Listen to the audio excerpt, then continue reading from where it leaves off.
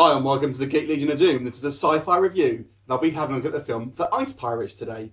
So The Ice Pirates was released in 1984 and it was kind of a moderate budget sci-fi movie akin to the likes of sort of Star Wars, or at least that's what it hoped to achieve. Unfortunately, The Ice Pirates pretty much bombed when it was released and is regarded as one of the sort of the turkey films of science fiction lore.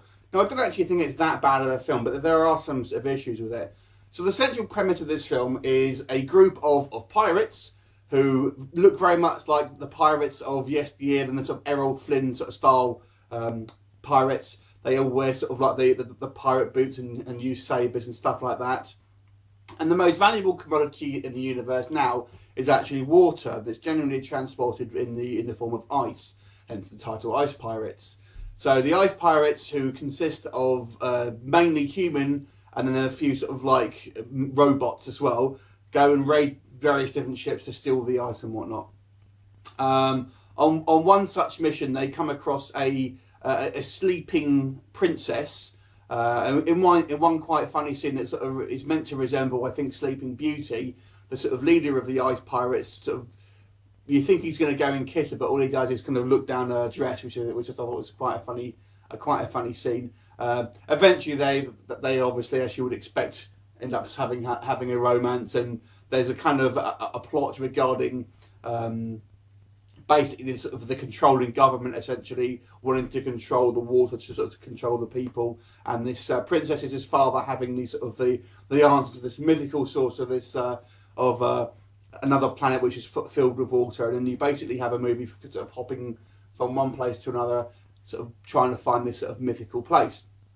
So the main problem with this movie is the pacing of it. It's very, very up and down. It does have some quite amusing scenes. There's the standout scene for me for this is where they kind of get captured, and there's the two sort of main pirates. The main one played by Robert Aldrich, I think the actor's name is. Anyway, someone Aldrich, and him and his kind of like sort of co-pilot, sort of second in command, I guess.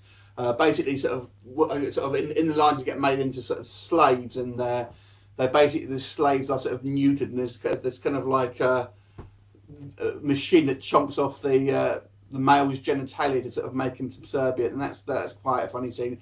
And they get made to almost like sort of albinos in like sort of like strange sort of gym outfits.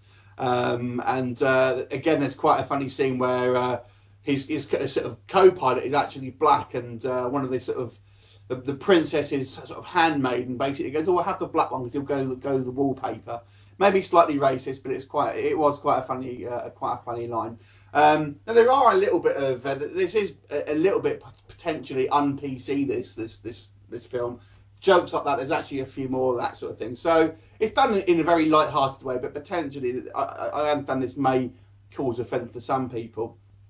It does have some quite inventive action scenes. The finale really takes place in a kind of time warp. So as the people are fighting, the sort of time keeps sort of speeding up, and our heroes and villains are gradually sort of getting older, including all the robots who sort of are gradually sort of breaking down. You know, so it's quite fun, but sometimes it's a little bit absurd. And as I say, this doesn't help with the sort of pacing issues, because it's just, sometimes it just seems like it doesn't really know what it's doing in this film. And this was the main problem when it came out, is people didn't really know how to take it. It wasn't as serious enough to sort of to invest in as a sort of, you know, straightforward sci-fi film, but at the same time it wasn't an out-and-out spoof. It did have a linear story. So it's kind of charming in its own sort of way, but it is kind of, these days it's a bit of a chore to sit through sometimes, but it does have elements, it does have certain scenes which I think are really fun and work really well. The robots are, you know, are quite fun to watch. Now, everything seems to not work very well, and the kind of robots just sort of shuffle around, and there's some great sort of throwaway sort of scenes, one involving like a space herpes, which is this kind of little parasite creature that just sort of runs around all over the place. So it's a bit of an oddity, this one. It's not, you know, it's not as fun as you kind of remember it. I watched this film when I was a lot younger, and, you know, I loved it back then. I thought it was, you know, had sort of quite a lot of practical effects, quite a lot of different sort of vehicles and creatures and robots and things like that. But these days, it's kind of a disjointed film, and it doesn't really flow in a particularly great narrative. So it's kind of fun, but it's not one of those, certainly not a classic sci-fi B movie or whatever. So I want to give this one a 6.5 out of 10. Have you seen it? What did you think of it? Leave me a comment and look forward to seeing you next time. See you later.